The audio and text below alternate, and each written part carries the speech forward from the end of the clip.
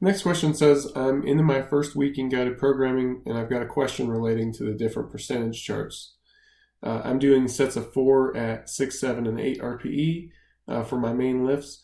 Depending on the chart, an 8 RPE is going to be either 77 or 83%. I'm a week removed from my first competition, and I found that trying to equate the percentages to an RPE quite difficult. I was way under in terms of RPE. So my question is twofold. Should I abandon reference to the different percentage charts altogether and simply focus on the RPE and develop an awareness of the different RPE levels? And two, if the RPE should be corresponding to a certain percentage, am I getting the RPE aspect wrong? Am I misjudging reps in the tank? And so on. Well, let's tackle this one at a time. Your first question about should you abandon reference to the different RPE charts. I don't know if I would go that far. You may have to modify and customize your RPE chart. So if you just do a Google search for Reactive Training Systems custom RPE chart, you should be able to find an article that we have about how to build a custom RPE chart for yourself. I'll post a link to it if I can remember to do so.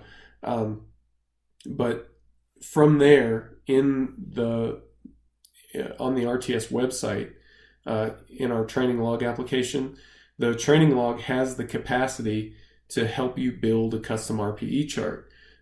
So if you input some of your data, some of your known values, that will generate, so like you said, from the chart, it could be 77, it could be 83, and it really depends on the person.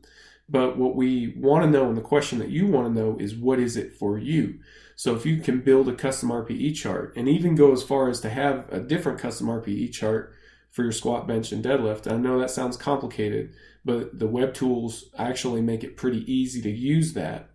You can build these custom charts, get accurate estimated 1 rep maxes, which will in turn help you get more accurate target weights for each session, so that if the target weight says 8 RPE, that it actually ends up being an 8 RPE more often than not. Now, with that said, your priority in each of these workouts is to hit the rep and RPE combination. So if it says 4 reps at an 8 RPE, that's what I want you to do. If you're having a good day, that's going to take more weight than your target. If you're having a bad day, it's going to take less weight than your target. But the important thing is that you do the 4 reps at an 8 RPE. The target weight is just there to give you something to aim at. It's not a precise measure. So no, that doesn't indicate that you're doing anything wrong with your RPE. Not at all.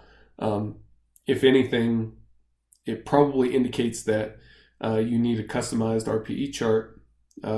Your RPE ratings may be off a little bit, but they're probably not off by a ton. I find that most people with a little bit of experience at least can get the hang of RPE fairly easily. It's pretty easy. You put the bar down and you say, could I have done 1 more rep? Yes. Okay. Could I have done 2 more reps? Probably not. So that's going to be an 8 or 8.5 RPE depending on how close that second rep is going to be. You just go through the flow chart, and the flow chart makes it pretty easy. Just make sure I answered all your questions here. Hopefully I did. If I didn't, make sure to let me know. Feel free to ask again. Good luck with your training this week.